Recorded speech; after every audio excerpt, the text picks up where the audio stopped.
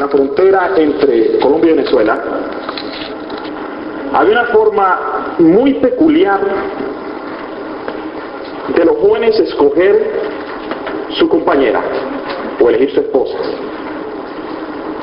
Me enteré de esta práctica que tenían los indios que habitaban en este lugar a través de un libro que me tocó leer como parte de las clases de literatura, una obra que habla de los caucheros. Los caucheros eran unos hombres que iban a unos árboles grandes y le abrían una hendidura y por ahí salía un líquido que más tarde se iba a convertir en el caucho.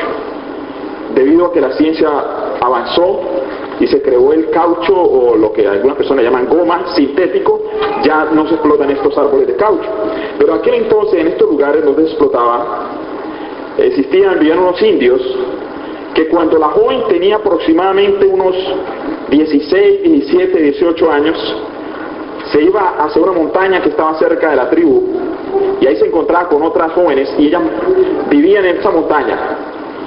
Cuando algún joven quería contraer matrimonio, cuenta la historia, este verídico de una tribu, él se iba a esta montaña, cuando ya tenía edad, ya la tribu le autorizaba a casarse, él iba a esta montaña y empezaba a correr detrás de las jóvenes. Y la que él cogiera, la que él alcanzara, la que agarrara primero, esta iba a ser su esposa. Claro está que sabemos de que yo creo que muchas de estas jóvenes que están bien entrenadas para correr, y también aquel que quería casarse según el bien y con las que le gustará, tenía que entrenarse bastante para correr bien rápido. Bueno, algunas de ellas sabían de quién se dejaban agarrar, ¿no? Me imagino que algunas de ellas corrían, pero si veía que estaba alcanzando alguno que me imagino que les gustaba, ya se dejaban alcanzar. Yo creo que también los jóvenes sabían a quién perseguían. Ellos seguramente también sabían a quién perseguían. Pero esta era una forma muy divertida y peculiar de escoger la futura esposa, ¿no? Sin embargo, nosotros sabemos a través de las Escrituras que, aunque esa era la práctica de estos indígenas, el cristiano y los padres cristianos en especial deben de desarrollar un papel importante en la elección del cónyuge de su hijo o de su hija. En esta elección donde estaban participando estos indígenas, ahí los padres no jugaban ningún papel importante. Pero los cristianos, y en la Biblia, y ese es el consejo, los padres deben de jugar un papel importante en la elección del cónyuge de sus hijos o de sus hijas, de sus hijos en general. Ahora, ¿cómo los padres y desde cuándo los padres empiezan a jugar un papel importante en la elección del cónyuge de sus hijos? ¿Cuando sus hijos ya están jóvenes o desde niños? Desde niños.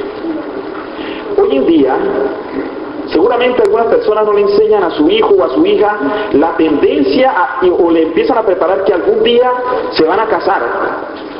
Y hoy en día muchos jóvenes seguramente creen desorientados y terminan seguramente acercándose a otro hombre. Y hoy en día está muy de moda la práctica del homosexualismo y el lesbianismo, que es una abominación a los ojos de Dios.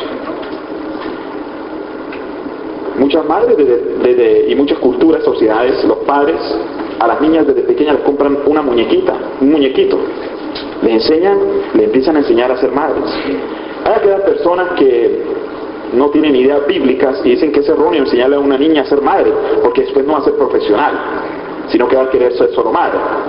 Pero nosotros sabemos de que los padres, y el Espíritu de Profecía nos muestra, la Sagrada Escritura, y vamos a ver algunos ejemplos, muestran que los padres deben de desempeñar un papel importante en la búsqueda del cónyuge de su hijo o de su hija.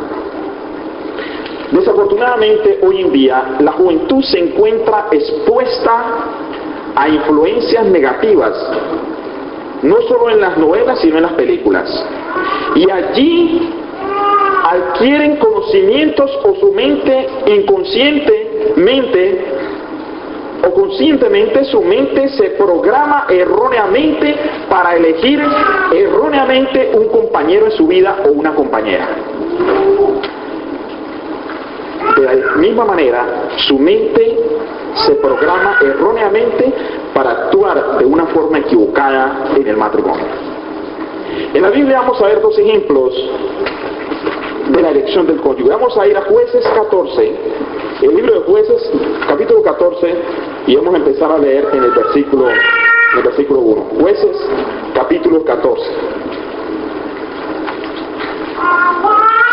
Dice así: descendió Sansón a Timat y vio en Timat una mujer de las hijas de los filisteos. Y subió y lo declaró a su padre y a su madre, diciendo: yo he visto en Timat una mujer de las hijas de los filisteos. Os ruego que me la toméis por mujer. Nosotros vemos ahí que Sansón se enamora. Pero en la antigüedad los padres, ellos no podían tomar una mujer sin la autorización de sus padres. De acuerdo al contexto que vamos a ver más adelante, Sansón adquirió amistades, malas amistades, y un filisteo, un amigo de él, fue aquel quien le introdujo, le presentó, o él conoció a esta mujer a través de un amigo. Y dice el versículo 3: y su padre y su madre le dijeron: no hay mujer entre las hijas de los hermanos, ni de tus hermanos, ni en todo nuestro pueblo, que vayas a tomar una mujer de las hijas de los incircuncisos. Y Sansón respondió a su padre: tómame esta mujer porque ella me agrada. O sea, vemos aquí de parte de Sansón una posición egoísta, ¿verdad? No solo egoísta, sino que ejerce una presión sobre sus padres. Tómamela. ¿Por qué? Porque me agrada. Versículo 4. Mas su padre y su madre no sabían que esto venía de Jehová. Más adelante o la próxima oportunidad que este servidor tenga de predicar allí, vamos a hablar de ciertos versículos de la Biblia donde la expresión del versículo de la Biblia da a entender de que Dios está de acuerdo con lo que está pasando.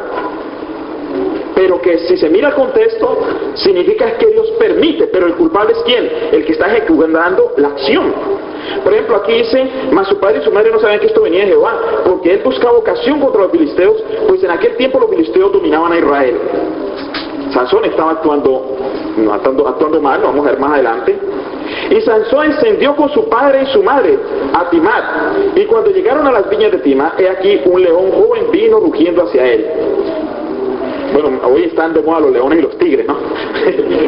Esta mañana hablamos de tigres que lamió la herida a su amo, y ahora nos habló de un león. Mejor, más buena gente, ¿no?, que el tigre. Y ahora vemos aquí que sale un tigre. Este sí le fue bien mal. Ahí la historia nos dice que Sansón lo tomó y lo despedazó, como se despedaza un cabrito, lo dejó allí. Más tarde vino, había miel, tomó miel, le dio a sus padres, no le contó a nadie lo que ha pasado, y él tomó la mujer. Y él sacó de aquí, de esta experiencia, sacó una adivinanza, ¿no? Como el acertijo que vamos a tratar esta tarde de decir, a ver quién lo adivina esta mañana. Vamos a poner una adivinanza, y al que lo adivine aquí en el campamento le vamos a dar un premio. Esta tarde vamos a colocar ese acertijo. Entonces fue como un enigma. Puso aquí Sansón y decía: del devorador salió comida, y del fuerte salió dulzura, y ellos no pudieron declararle el enigma. El enigma continuaba con ellos. Y la mujer de Sansón le fue infiel. Y le fue infiel no en el sentido de que le fue infiel en cuestión de relaciones con otro hombre, sino que ella empezó a tratar de sacarle ese enigma a Sansón, hasta que él le dijo el enigma. Él dijo: ni aún a mis padres yo se lo he revelado. Y ella fue y se lo contó ¿a quién?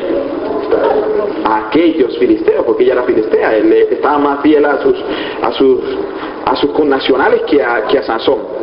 Muy bien, nosotros vemos aquí, podríamos seguir leyendo, vemos las consecuencias que le acarreó esto a Sansón. Lo primero que le acarreó fue el versículo 20.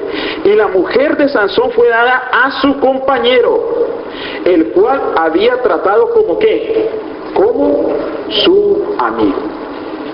Muy bien, vemos aquí que Sansón comete un error.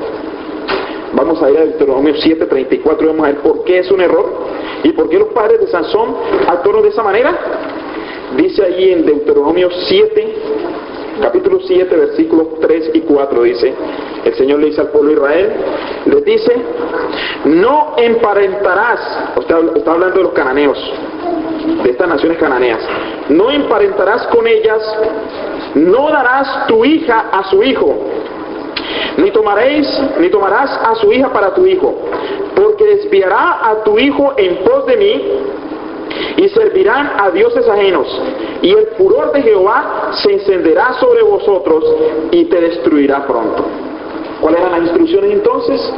Que los israelitas no debían de mezclarse con los cananeos, entre los cuales están los filisteos, naciones idólatras, violentas e impías.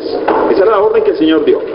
Para el Señor lo principal que hay y la célula o la unidad de la sociedad es ¿qué? El hogar, el matrimonio. El matrimonio es la unidad de la sociedad.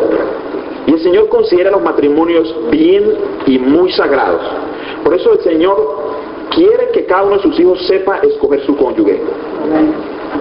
Y como el caso de muchas personas que se han convertido, o muchas veces se convierte la esposa o se convierte el esposo, uno de los dos no es convertido, pero el Señor no quiere jamás que ese matrimonio se dañe. Para el Señor, la mayor bendición para el ser humano es el matrimonio. Hoy en día la sociedad no dice eso. Muchos dicen, si tú eres rico, yo soy soltero. He oído avisos que dicen así. O sea, hay gente que considera estar solo o no estar casado, lo considera un privilegio. Pero el Señor no lo considera así en las Sagradas Escrituras. El matrimonio es la unidad de la sociedad, y en el cielo el hogar continuará siendo la unidad de la sociedad celestial. Ahora, el Señor sabe por qué le aconsejaba a sus hijos y sabían que iban a tener problemas, y hoy en día los padres deben de aconsejar a sus hijos a fin de que sus hijos sepan hacer una elección sabia. El apóstol Pablo nos aconseja también, el Señor a través del apóstol Pablo, en 2 de Corintios capítulo 6, versículos del 14 al 15, dice: no os unáis en yugo desigual con los incrédulos, porque ¿qué compañerismo tiene la justicia con la injusticia? ¿Y qué comunión la luz con las tinieblas? ¿Y qué concordia Cristo con Belial? ¿O qué parte el creyente con el incrédulo? Bueno, hemos visto la experiencia de Sansón, una elección errónea que hace Sansón, no hizo caso a sus padres. Cualquiera puede decir por encima, ¿no? No, eso venía del Señor porque está la expresión así. Pero si Sansón hubiera guardado los principios, el Señor hubiera buscado otra forma. No era la única forma como el Señor podía hacerle mal a los filisteos. Sansón ha recibido fuerza en su cuerpo y el Señor le daba poder, y Sansón podía ir y pelear contra los filisteos y destruirlos sin necesidad de casarse con una filistea. Pero el Señor permitió que Sansón se inclinara a las tentaciones de Satanás. El Señor lo permitió, o no, el Señor no lo obligó. Sansón era libre, pero el Señor utilizó esa mala decisión, o muchas veces cuando el enemigo trata de hacer algo malo, el Señor toma los resultados y los invierte, porque Dios es más poderoso que el enemigo. Ahora vamos a ir al capítulo 24 de Génesis. En el capítulo 24 de Génesis nos dice: y era Abraham ya viejo y bien avanzado en años. Para estos momentos, cuando está hablando aquí la Biblia, Abraham ya tiene 140 años. Y Jehová había bendecido a Abraham en todo. Y dijo Abraham a un criado suyo, este criado, según la Biblia, según un capítulo atrás, el capítulo 15, versículo 2, este criado se llamaba Eliezer. Un criado que había nacido en casa de Abraham. O sea que era un criado conocido desde niño por Abraham, era el criado de mayor confianza de Abraham, y aún hasta Abraham estaba eligiendo a ese esclavo porque él no tenía hijos para que fuese su heredero. Pero el Señor le dio la promesa, gracias a Dios, en Isaac. Entonces ahora él dice a su criado, a ese criado fiel, le dice, el más viejo de su casa, que era el que gobernaba en todo lo que tenía: pon ahora tu mano debajo de mi muslo. Me imagino que él estaba sentado, alzó el muslo y hizo poner la mano del criado debajo del muslo de Abraham. Esta era una práctica antigua, era una ceremonia que se realizaba cuando se hacía un juramento. Se hacía mucho eso en la antigüedad, según evidencias que se han encontrado. Sin embargo, en la Biblia solo se registran dos casos: este caso y el caso de de Jacob, en más parte en Génesis 47 y 29, donde Jacob le dice a Josué que ponga la mano bajo su muslo y le jure que lo va a enterrar donde está enterrado Abraham. Entonces ahora aquí en este juramento, en esta ceremonia, le dice a Abraham a su criado: y te juramentaré por Jehová, Dios de los cielos, Dios de la tierra, que no tomarás para mi hijo mujer de las hijas de los cananeos, entre los cuales yo habito. O sea, eran idólatras, y Abraham no quería que este siervo hiciese eso. Abraham estaba muy viejo. Abraham pensaba: de un momento a otro yo muero, y este siervo va a quedar a cargo de mi casa, y él va a ser el encargado de buscarle una esposa a mi hijo, y no quiero que tome para una cananea. Lo que no sabía Abraham, o no entendía, era que Dios le iba a bendecir tanto que iba a vivir después de esos 140 años que tenía, iba a vivir 35 años más, y iba a jugar hasta con sus nietos, con Esaú y Jacob, durante todos esos años. Muy bien, ahora yo me pregunto, ¿cuál sería la actitud del joven Isaac si hubiera sido una persona que no hubiera conocido a Dios como lo conoció a través de su vida? Y lo vimos anoche a través de la gran prueba que tuvo Abraham cuando el Señor pidió que lo sacrificaran. Isaac se hubiera revelado: ¿cómo es posible que mi padre llame a un criado que a lo mejor ni tiene buen gusto a que me busque esposa a mí? Que de pronto este criado vaya y me consiga una novia fea, ¿no? Seguramente él se pudo revelar y decir: tengo 40 años, ya soy mayor de edad. Imagínense, Isaac en este momento tenía 40 años. Pero Isaac no era un necio. Isaac sabía que Dios dirigía a su padre, y que Dios también iba a dirigir a Eliezer a fin de que éste trajese o consiguiese la esposa que Dios quería.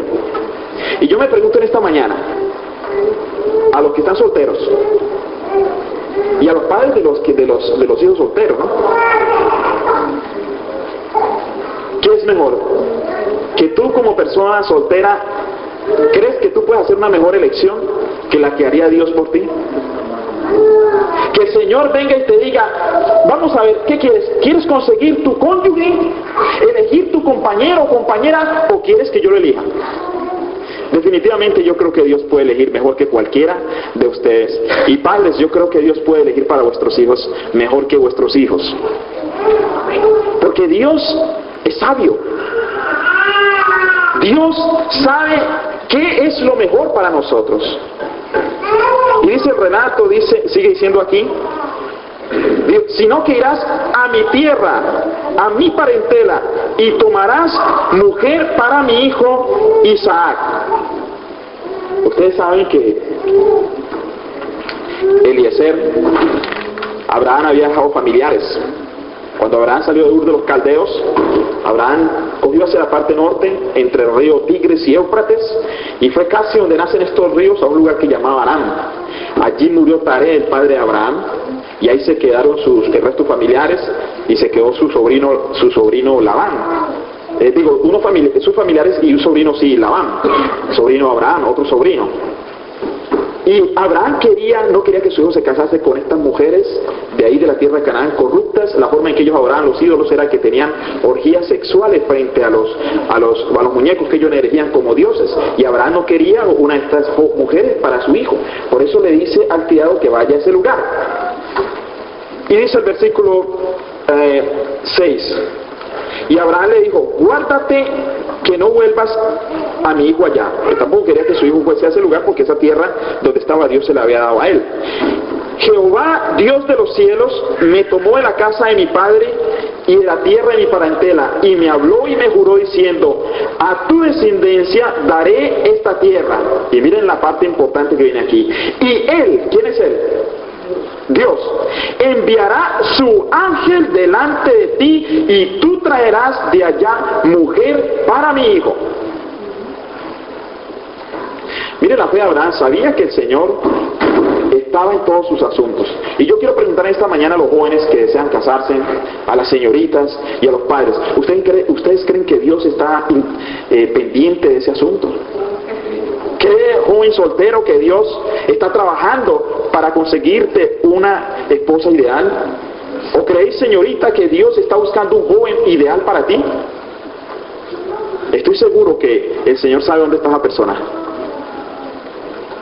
Quizás no pueden ni imaginarte, quizás está lejos, cerca, pero el Señor sabe, y sabe quién es, y en el mejor momento. Y sigue diciendo la narración: y si la mujer no quisiera venir en pos de ti, serás libre de mi juramento, solamente no vuelvas allá, mi hijo. Entonces el criado puso su mano sobre el muslo, debajo del muslo de Abraham, su señor, y le juró sobre este negocio. Muy bien, ya en los otros versículos está el proceso, cómo sería interesante leerlo en casa, cómo la encontraron y repasarlo. Yo sé que muchos lo han leído, la mayoría han leído esta narración, cómo el Señor eligió a Eliezer para que él encontrase la esposa del hijo de Abraham, desde 10 a 59.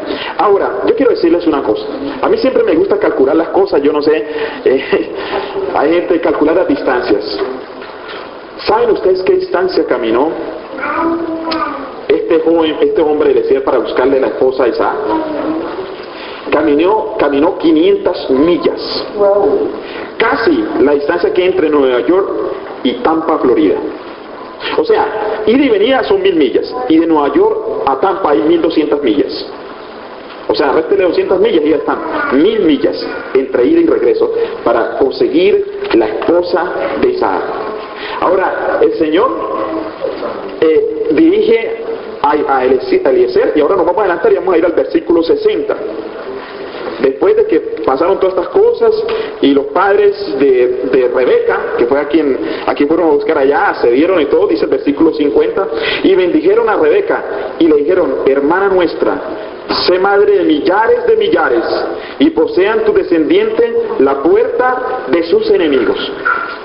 Yo he traído este texto porque quiero decirles una cosa: la bendición de los padres es muy importante. Hay gente que cree, no, la bendición de los padres era en ese tiempo, que el uno se puso a pelear, Jacob con Esaú, por la bendición del padre. Pero la bendición de los padres, mis hermanos, aún es importante en este siglo. La bendición de los padres. Cuando un padre cristiano ora con sus hijos, toman decisiones juntos, y el padre bendice las decisiones, Dios tiene en cuenta eso, porque Dios es padre también. Dice el 62: y venía Isaac del pozo del viviente que me ve, porque él habitaba, ¿en dónde habitaba? En Negueb. Isaac, su padre y su madre Sara vivían en Berseba.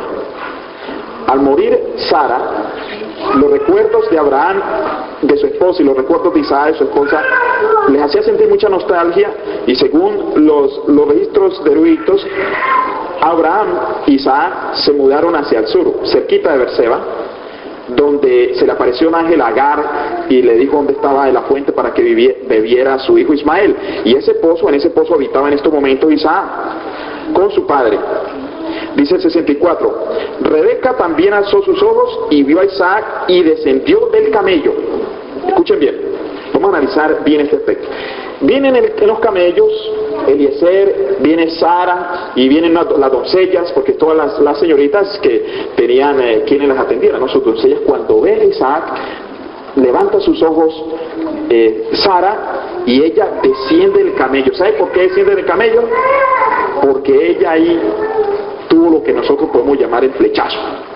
Vio a ese joven y se bajó del camello. Ahora, yo quiero preguntarles en esta mañana: ¿ustedes creen que mirar a una persona y enamorarse cuando la ven, ustedes creen que eso es malo?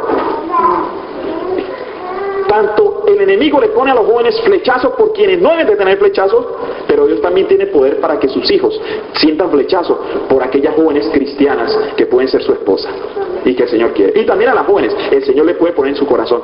Todo es cuestión de oración y de confiar en Dios. Dios es el mejor director para estos asuntos que cualquier persona. Y dice que ella se bajó del camello. Dice así,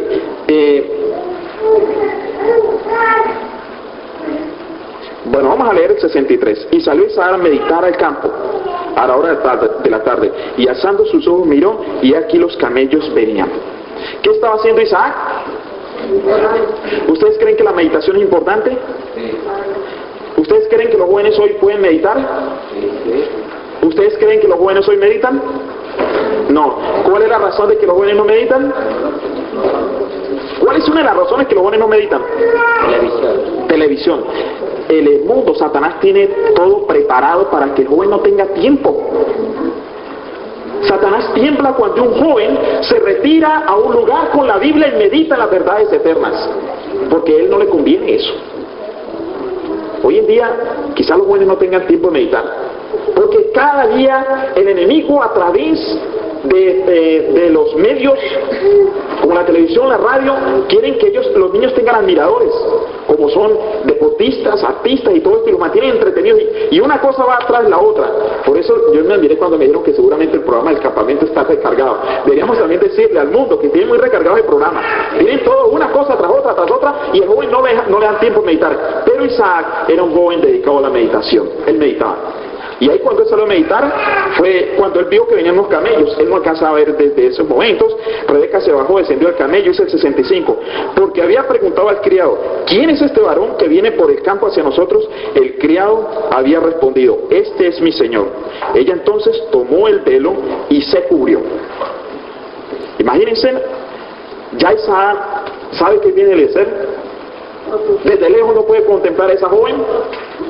Pero y todavía, ya acercando ella, se pone un velo en la cara. Era la costumbre en aquel entonces, y creo que en ciertos lugares todavía la es, de que el novio no podía ver a la novia hasta que no terminara ¿qué? La boda. Pero en este caso ni siquiera la conocía de novia. O sea que se iba a casar con alguien que no iba a ver, y después de casados, en la noche de bodas, en la luna de miel, iba a conocerla. ¿Ah?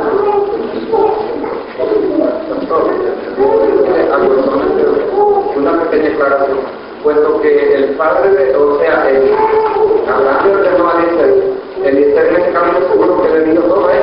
Sí, está bien. Sí, pero la cuestión es que Isaac no la conocía. No, ella no tenía una idea de cómo era su cara, pero vamos a ir más adelante. ¿Qué pasó con Jacob? Y que esta tarde vamos a hablar de las bendiciones y vamos a ver qué le pasó a Jacob. Que dos mujeres, y ya está esto a la musiquita, ¿no? Que dos mujeres, un camino. Recuerden que predicamos acerca de eso. Resulta que Jacob trabajó por Raquel 14 años y lo engañaron y le dieron ¿a qué? ¿A quién le dieron?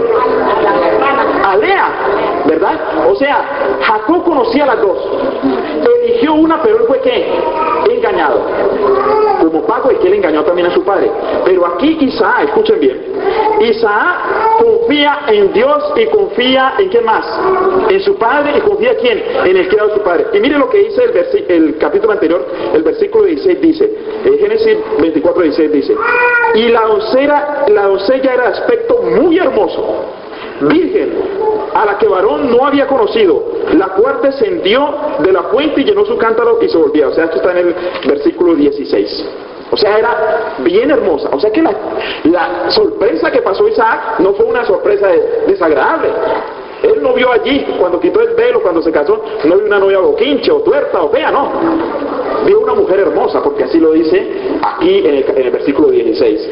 Dice que era bien hermosa. Dice, entonces tomó el velo y se cubrió. Era una costumbre antigua. Versículo 66. Entonces el criado contó a Isaac todo lo que había hecho. Versículo 67. Y trajo Isaac. Hay que tener mucho cuidado con este versículo, porque muchas veces los que escriben la Biblia a veces no resaltan ciertos detalles que se sobreentienden al pasado. Por ejemplo, en el Nuevo Testamento a veces no se especifica que los judíos y que Jesús guardó el sábado, porque se sobreentendía que un judío guarda el sábado. Lo mismo pasa aquí. Aquí dice, apenas llegó, uno puede imaginarse, ella llegó, bajó del camello y le cogió de la mano a Isaac y dijo, vamos, y se la llevó. Eso es lo que podemos llegar a pensar, ¿no? Pero nosotros sabemos de que no es así. Y la trajo Isaac a la tienda de su madre Sara, y tomó a Rebeca por mujer, y la amó, y se consoló Isaac después de la muerte de su madre. O sea que aquí al final del relato puede parecer de que ella llegó, bajó el camello, y se la llevó. O sea, no hubo matrimonio. Pero quiero decirles, que el mismo contexto nos muestra que no fue así. Si nosotros vemos, la tierra de Sara estaba en donde. ¿Dónde dije que vivía antes Abraham? En Berseba. ¿Y dónde están ellos en estos momentos? En el pozo viviente llamado que me ve, o sea, en la región que llaman Neguel. O sea que ellos estaban allí. Y eso no fue el mismo porque tenían que ir hasta Berseba, donde estaba la tienda de quién, de Sara. Entonces, esto tiene dos enseñanzas, dos cosas. Nos muestra una enseñanza y nos aclara algo. Primero, que no fue inmediatamente que ella bajó el camello que la llevó para allá. Hubo un matrimonio. Y segundo, de que ahora Rebeca iba a ocupar el puesto de princesa, porque Isaac era el heredero de la promesa. Como vemos nosotros, mis hermanos, Isaac hizo una decisión sabia, porque la decisión la tomó Dios por él. Dios dirigió a Eliezer. Dios quiera que cada uno no lo digo de nosotros, porque pues ya yo me casé, pero cada uno de los jóvenes solteros, señoritas solteras, puedan pensar en que Dios debe hacer la elección por ella, y que los padres puedan ayudarle, que en oración y con sus consejos, y que puedan tener también la bendición de sus padres. Dios quiera que pueda haber una elección, porque no podemos escoger el día en que nacemos, ni en dónde nacemos, ni cuáles son nuestros padres. Tampoco podemos escoger dónde vamos a morir o cómo vamos a morir, pero sí podemos escoger con quién nos vamos a casar, gracias a Dios, con la ayuda del Señor. Dios sabe que cuando hay matrimonios que Él ha bendecido, la iglesia es más fuerte. Pero cuando hay matrimonios con relación débil, cuando hay decisiones o parejas que no encajan uno con el otro, Dios sabe que es un terreno fértil para el enemigo traer tristeza y dolor. Que Dios bendiga inmensamente.